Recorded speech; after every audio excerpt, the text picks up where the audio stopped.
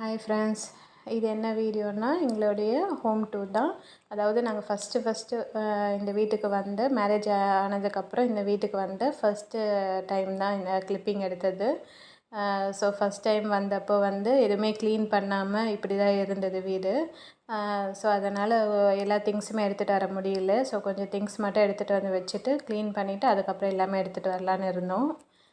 இது வந்து லீஸுக்கு தான் இந்த வீடு எடுத்து வச்சுருக்கோம். ஆல்மோஸ்ட் 1 இயராக இங்கே தான் இருக்கிறோம். ஸோ அவருடைய நேட்டிவ் வந்து திருச்சி. ஸோ இப்போதைக்கு மட்டும் இங்கே இருக்கிற மாதிரி ஒர்க் பண்ணுற வரைக்கும், அதுக்கப்புறம் வந்து திருச்சியில் செட்டில் ஆகிற மாதிரி தான் பிளானிங்கில் இருக்கும். என்னுடைய அம்மா வீடு வந்து இங்கே சென்னையில் தான் இருக்குது.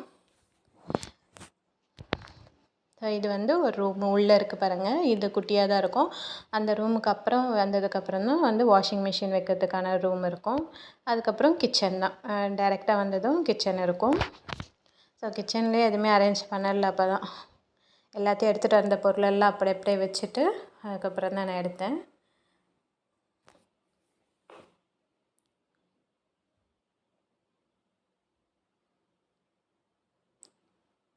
ஓகே தான். இந்த வீடு வந்து எங்களுக்கு ரொம்பவே கம்ஃபர்டபுளாக தான் இருக்குது. இப்போ வரைக்குமே எந்த ஒரு ட்ராபேக்குமே இல்லை, நல்லா தான் இருக்குது. ஸோ இன்னும் ஒரு 1 இயர் இருந்துட்டு அதுக்கப்புறம் தான் சேஞ்ச் பண்ணுற ஐடியா இருக்குது. ஸோ இல்லை இங்கேயே கண்டினியூ பண்ணுறதா இருந்தாலும் பண்ணலாம். ஸோ எப்படின்னு பிளான் பண்ணலை இன்னும்.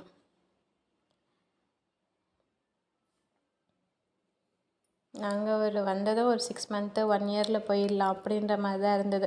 அதுக்கப்புறமேட்டு ஓகே எல்லாமே நம்மளுக்கு கொஞ்சம் கம்ஃபர்டபுளாக இருக்குது. ஒரு இடத்துல போனோன்னா ஒரு இடமா சேஞ்ச் பண்ண வேண்டியதாக இருக்கும் அப்படின்னு சொல்லிட்டு தான் நாங்கள் வந்து இங்கேயே இருக்கலாம் அப்படின்ற மாதிரி இப்போ டிசைட் பண்ணியிருக்கோம்.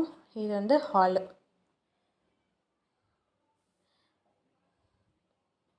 இப்படி தான் இருக்கும்.